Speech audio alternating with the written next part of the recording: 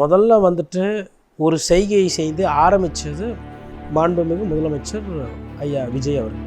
எங்கள் அப்பாவை காணோம் எல்லாருக்கும் ஞாபகம் இருக்கும். அவர் தான் ஃபஸ்ட்டு இந்த மாதிரி பிலோ த பெல்ட் சண்டை போட்டு. இப்போ நீங்கள் செய்கை செய்யும்போது திருப்பி அவங்க வெத்தலை பாக்கு வச்சு சாப்பிட்டுக்கிட்டு இருப்பாங்களா, வாயில் போட்டு மென்னுட்டு இருப்பாங்களா? அவங்க செய்வாங்க. உதயநிதி ஸ்டாலின் அவர்களுக்கு போதிய அளவுக்கு நிறைய சீனியர்கள் வந்து பேசுறது கிடையாது. உதாரணத்துக்கு பேரவையில் என்ன நடக்குதுன்னா, உதயநிதி ஸ்டாலின் பேசும்போது 4 அமைச்சர்கள் குறுக்கிட்டு பேசுகிறாங்க. ஆனால் சபாநாயகர் என்ன பண்ணுறாருன்னா, அப்போ உங்கள் தலைவரை நீங்களே மதிக்கலையா, உட்காருங்க. அப்போ 1:4 ஆடுறாங்க, பில்டப்பு பாகுபலி மாரி. ஆனால் நிஜத்தில் என்ன பண்ணுறாங்க, அந்த காலக்கிய தலைவர் எப்படி யானை மேலே ஏஞ்சிட்டு இருந்து ஃபஸ்ட்டு எல்லாம் சிப்பாய்களை அனுப்பிச்சி விட்டு சண்டை போட்டுன்னு இருப்பார், கடைசியில் தான் இறங்கி வருவார். அந்த மாதிரி நிஜத்தில் அப்படி இருக்குது. அப்போ இவர் பேசுறது கிடையாது, இவர் செயல்படுறதே கிடையாது. அதனால் என்ன பண்ணுறதுன்னா, ஆளுக்கு நீ கேளுன்னு எல்லாரையும் பேசி விட்டுட்டு பேரவைத் தலைவர் அதை அனுமதிக்கிறார். முதலமைச்சராக இருந்துக்கிட்டு இவர் வந்துட்டு பேரவைத் தலைவர் டேபிளில் ஃபைல் இருக்குது, விட்டா விடமாட்டேன், தொட்டா தொடமாட்டேன், அப்புறம் போத்திக்கிட்டு படுத்து தூங்கிடுவோம் நாங்கள், அப்புறம் வந்து நாங்கள் வந்து இது ஃபைல் எல்லாம் தூங்கிடுக்குது, என்னை எழுப்பி விடாதீங்க. என்னது இது? இப்போ தோனி வந்து நல்லா பாடுவார் அப்படின்னு நான் சொல்கிறேன், நீங்கள் என்ன சொல்லணும்? இல்லைங்க சிறந்த கிரிக்கெட் வீரர். இல்லைங்க, தோனியோட லீடர்ஷிப் தெரியுமா? தோனி ரன்னிங் பிட்வீன் இந்த விக்கெட்ஸில் பயங்கரமாக விளாரு. தோனி அப்படி பார்த்தாருன்னா கிரவுண்டே அலறும். ஒரு டெசிபிள் தெரியுமா?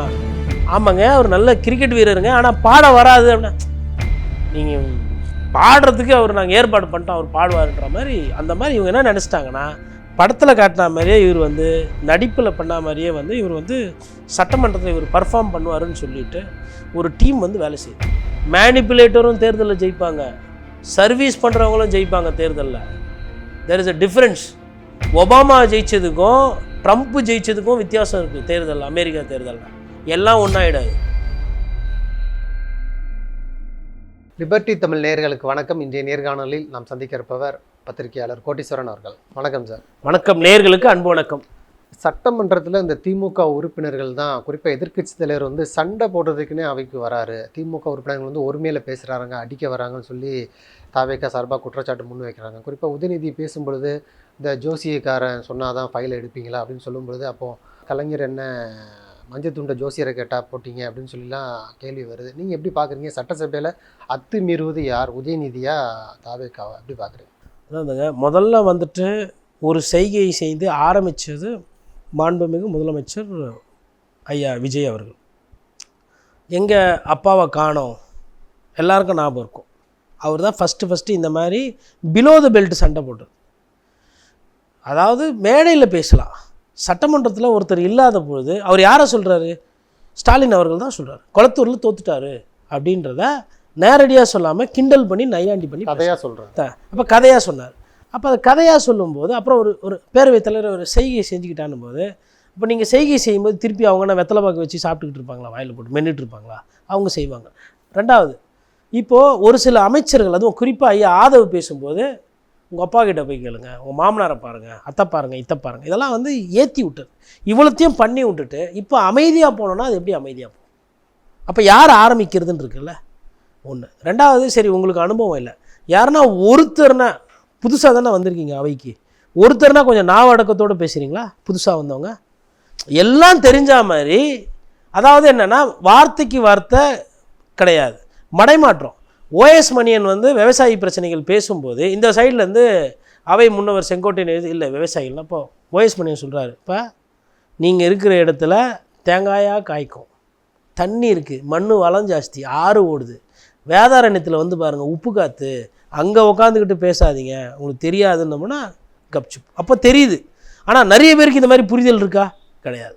இப்போ இதில் என்ன பண்ணுறாங்கன்னா, இவர் ஜோதிடரை பற்றி சொல்கிறாரு.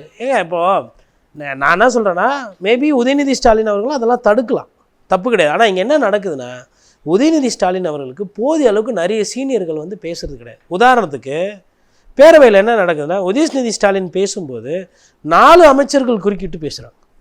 ஆனால் சபாநாயகர் என்ன பண்ணுறாருன்னா, அப்போ உங்கள் தலைவரை நீங்களே மதிக்கலையா, உட்காருங்க. அப்போ 1:4 ஆடுறாங்க. இப்போ ஒரு ஆள் 4 பேர் வந்து குறுக்கீடு பண்ணி பாயிண்ட்டை இது பண்ணுறது இல்லை எதனா அதில் வந்து கோவப்படுற மாதிரி ப்ரொவோக் பண்ணி விடுறது. அப்போ அதுக்கு பின்னாடி இருந்து கற்றும்போது என்ன பண்ணுறாரு பேரவைத்தில், இல்லை உட்காருங்க இதெல்லாம் லைவில் போகுது. அப்போ என்னன்னா, டிஎம்கே பயங்கரமாக பேசிட்டாங்க தாவேக்கா அப்படின்னு இவங்கள ஹாஹான்னு சிரிச்சுக்கிட்டு இவங்களே பேக்ரவுண்ட் போட்டு இவங்களே இன்ஸ்டாவில் வைரல் பண்ணிக்கிறது. பேசுறது கிடையாது. அங்கே பிரச்சனையை சொல்லும்போது பிரச்சனைக்கு தீர்வு. இப்போ இது மூலிமா பண்ணதுனால என்ன ஆகி போகுது? காவேரி பிரச்சனை தெரியல. இன்னொன்று, முதலமைச்சர் பாருங்கள், அவர் பேச மாட்டேன்றார்.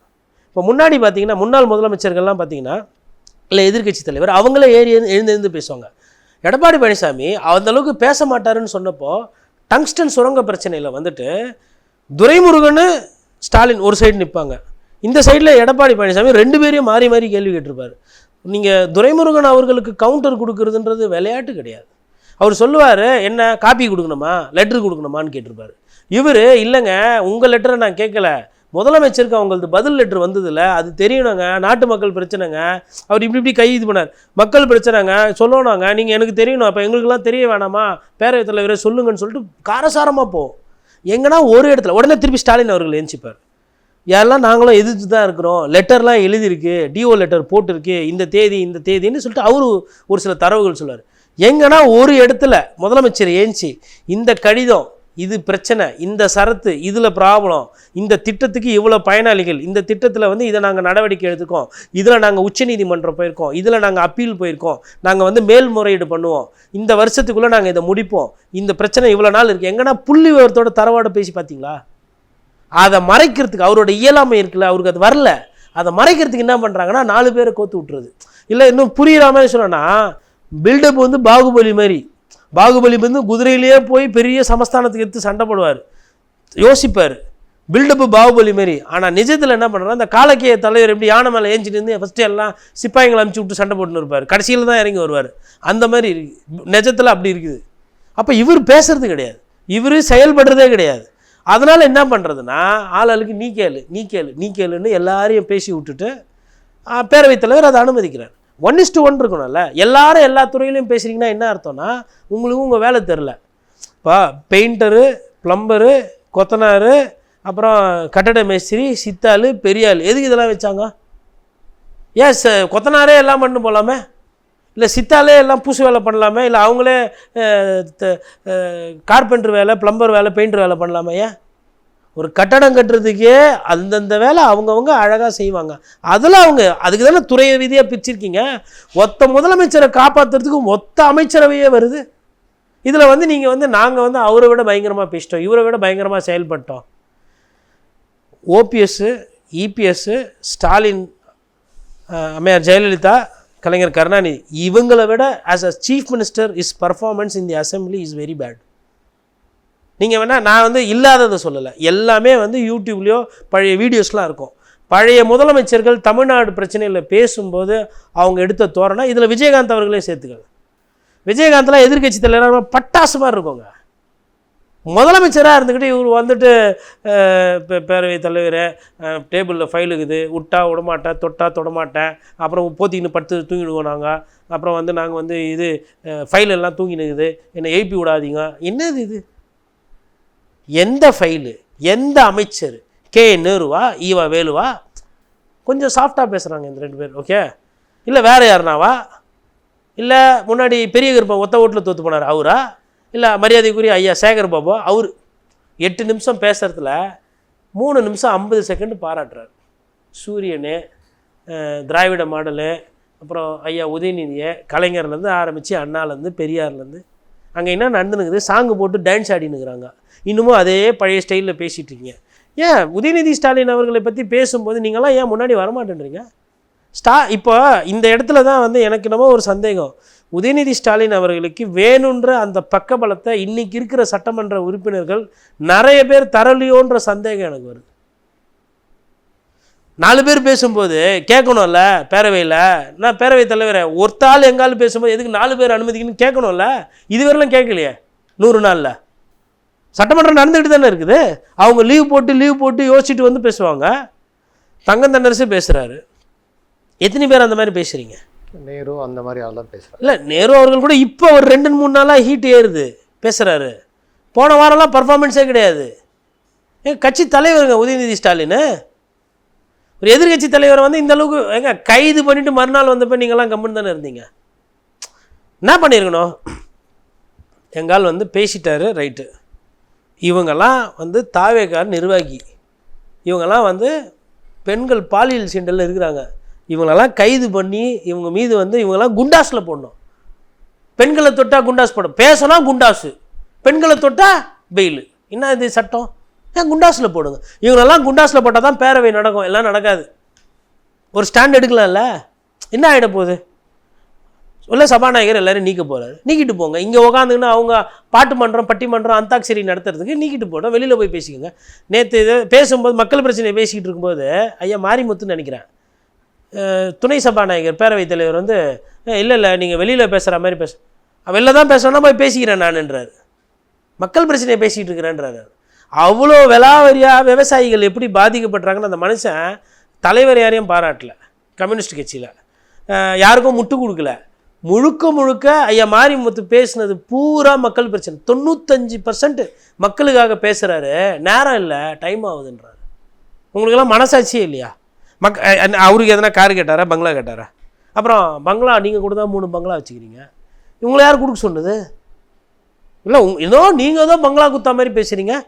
நீங்கள் 33 பேர் பங்களாவில் இருக்கும்போது எதிர்கட்சி தலைவர் பங்களாவில் இருக்கிறதுன்னு புதுசா?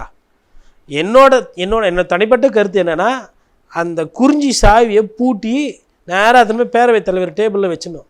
உன் பங்களாவும் வேணாம், உன் கரண்ட்டும் வேணாம், உன் வண்டியும் வேணாம், ஒன்றும் வேணாம், ஜனங்களோட இருந்துன்னு போகிறோம் போ.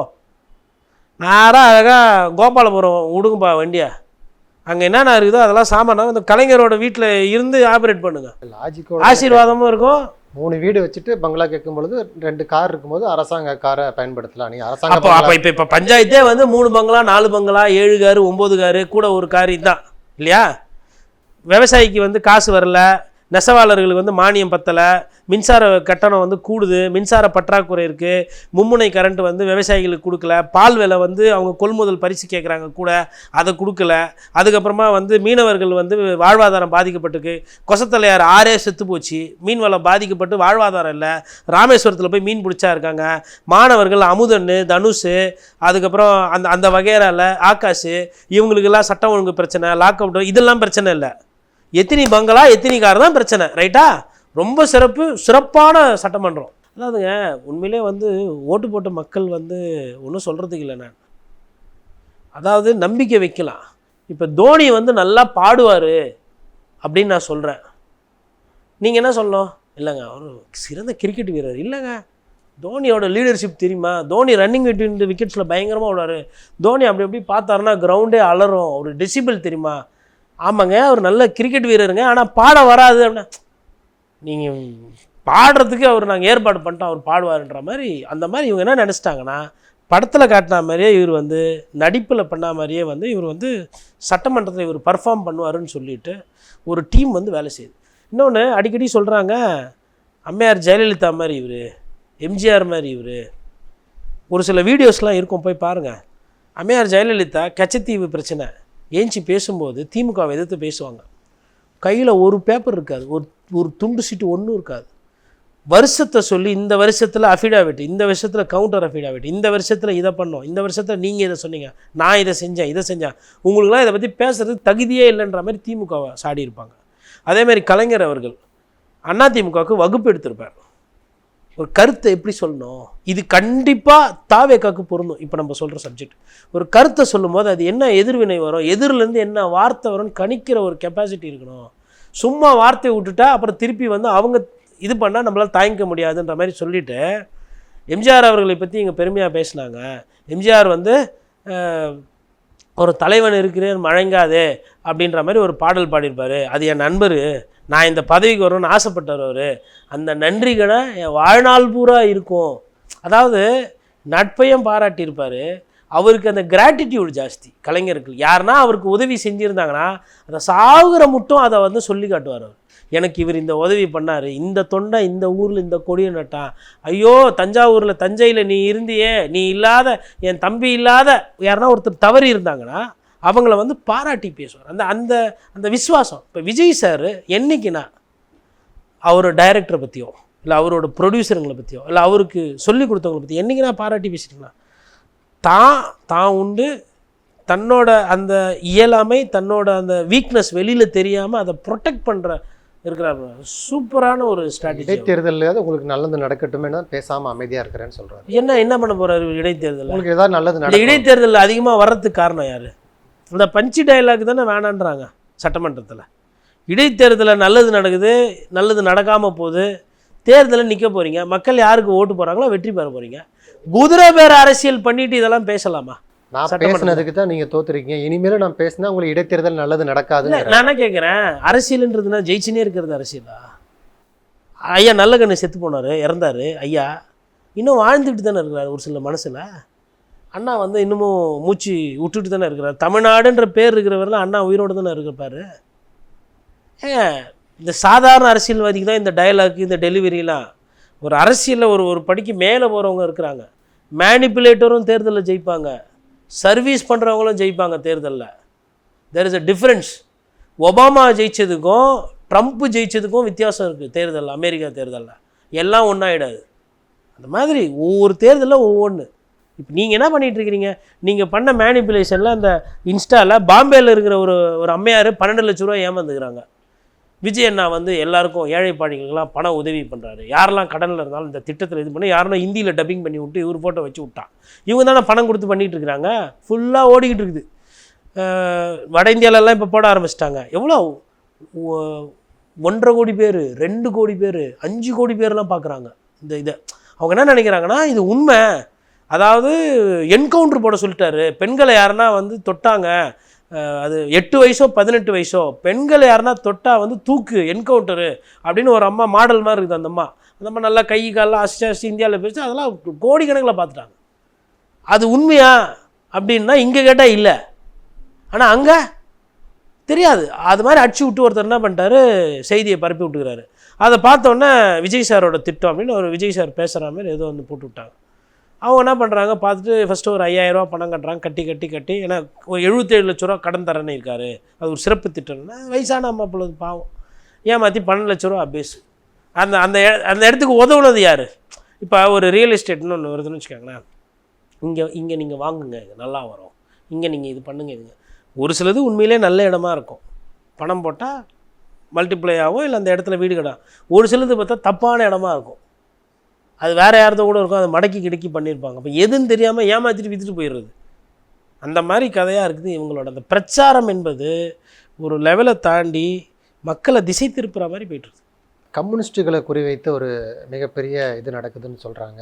அந்த கம்யூனிஸ்ட்டுகளை அட்ரஸை கேட்குறது, இந்த மாணவர்கள் போராட்டத்தில் கம்யூனிஸ்ட்டு சிஜேபி போராட்டங்கள் உள்ளிட்டவர்கள் வந்து கலந்துக்கிறாங்களான்னு சொல்லி வாட்ச் பண்ணுன்னு சொல்கிறது. அதெல்லாம் சொல்லி இந்த சர்க்குலரை திரும்ப இது பண்ணிட்டாங்க, அவங்க போட்டவங்களையும் மாற்றிட்டாங்க, ட்ரான்ஸ்ஃபர் பண்ணிட்டாங்க. இன்னொரு புறம் வந்து தலைமைச் செயலாளர்களை நீக்கணும்னு சொல்லி கம்யூனிஸ்ட்கள் போராட்டம் பண்ணுறாங்க. நீங்கள் எப்படி பார்க்குறீங்க? ஏன்னா தேர்தல் ஆணையத்தின் மூலமாக நியமிக்கப்பட்டவர் தான் அந்த தலைமைச் செயலாளர். அவர் பாஜகவுடைய பிடியில் தான் விஜய் இதுவரைக்கும் இருக்கிறார் அப்படின்னு சொல்லக்கூடிய வேலையில் இது போன்ற விஷயங்கள் நடைபெறுவதை எப்படி பார்க்குறீங்க? பாசிச பாஜகவோட சூழ்ச்சி. பாசிச பாஜக தான் சாய்குமாரை இயக்குது.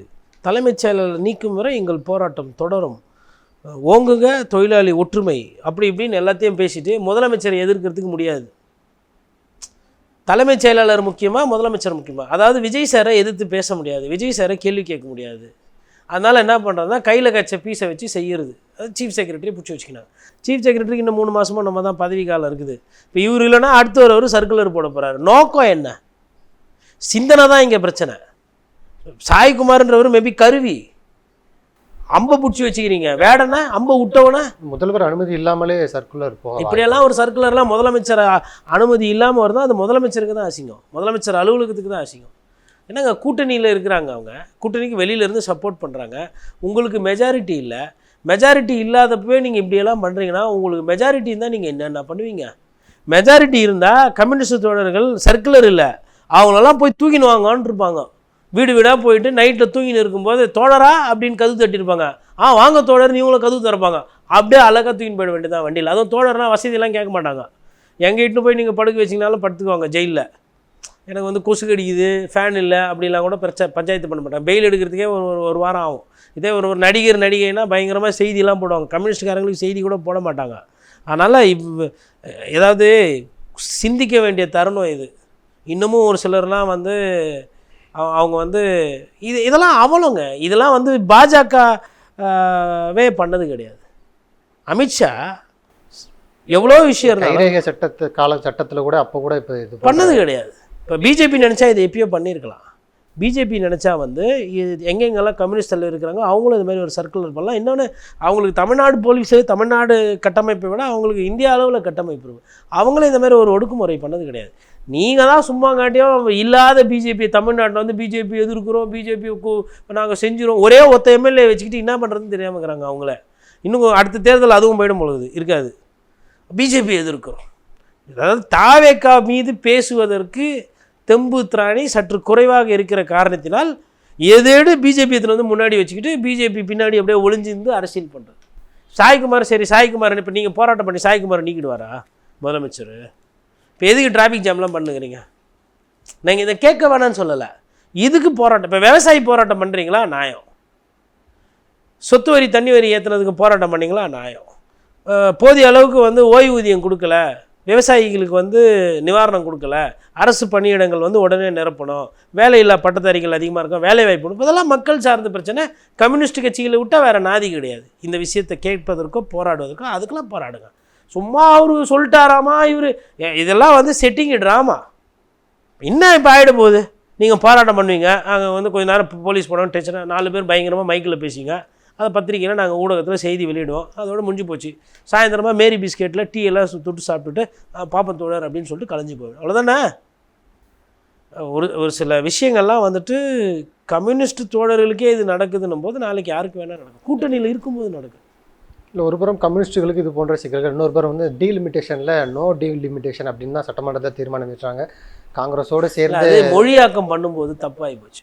அது டீலிமிட்டேஷன் நோ டீலிமிட்டேஷன் தான் நம்ம தீர்மானம். அவரை பார்க்கும்போது கொஞ்சம் ஃபேர் இது நோன்றது ஒரு 2 வார்த்தை, நம்ம தாராளம் ஃபேருன்றது 4 வார்த்தை, FAIR. அதனால் ஃபேர் டீலிமிட்டேஷன் என்ன பெரிய வித்தியாசம்? நோக்கும் ஃபேருக்கும் என்ன வித்தியாசம்? ஃபேருன்னா பார்க்கும்போது 4 பேர் ஏற்றுக்கிற மாதிரி இருக்குல்ல, அவ்வளோதான். ஆனால் அது கேளுங்களேன், ஐயா அது நாங்கள் தீர்மானம் போட்டு விட்டோம், சரி உறுதியாக இருக்கிறோம் எங்களுடைய முடிவு. ஏன் அந்த நோ டீலிமிட்டேஷன் அமித்ஷா கிட்ட சொல்ல வேண்டியதானே? அமித்ஷா காதில் போய் நோ டீலிமிட்டேஷன் அப்படின்னு சொல்ல வேண்டியதானே? சொல்லியிருக்கலாம்ல. அந்த அந்த தெம்பு திராணி இருக்கா? டிஃபன் பாக்ஸ் எடுத்துன்னு போய் கொடுக்குறீங்க அவர்கிட்ட, அவருக்கு அதில் என்ன இருக்குதுன்னு வேறு தெரில, பாயாசம் எதனா இருக்கும்னு நினைக்கிறேன். பாசிசத்துக்கு அன்பா அப்படியே சிரிச்சுக்கிட்டே சிரிச்ச முகத்தோட. துணைத்தலைவர் இல்லையா? துணைத்தலைவர் ரைட்டு, அதுதான் உடனே போட்டாங்க. கால் மேலே கால் போட்டுருந்தா எல்லாருக்கிட்டையும் பேசினார். விஜயண்ணா கொண்டு காலை கீழே வச்சுருந்து பேசியிருந்தார். யார்? அமித்ஷா பார்த்தா பயப்படுற மாதிரி இருக்கிறதா, இல்லை டிஃபன் பாக்ஸ் எடுத்துன்னு போய் கொடுத்து நட்பு பாராட்டுறவர் பார்த்தா தெரியும். போன பீரியடில் திமுக வந்து மோடி அவர்கள் வரும்போது வெள்ளை கூட காட்டினாங்க, சிவப்பு கமலம் போனால் விமர்சனம் பண்ணோம். எதுக்கு இந்த வேலைன்னு நானே பேசியிருக்கிறேன். எதுக்கு இப்போ செஸ் ஒலிம்பியாடு இவர் பெரிய செஸ் பிளேயர், பிரதமர் வந்து தான் காய் நவுத்தி வைக்கணுமான்னு நான் பேசியிருக்கிறேன். அதே தானே இது. அவங்களாச்சும் ஏதோ மற்ற சில விஷயத்தில் எதிர்த்தாங்க. நன்றி, நிறைய நல்ல தகவல்களை நேயர்களுக்கு சொல்லியிருக்கீங்க. உங்களுடைய நேரத்துக்கு நன்றி.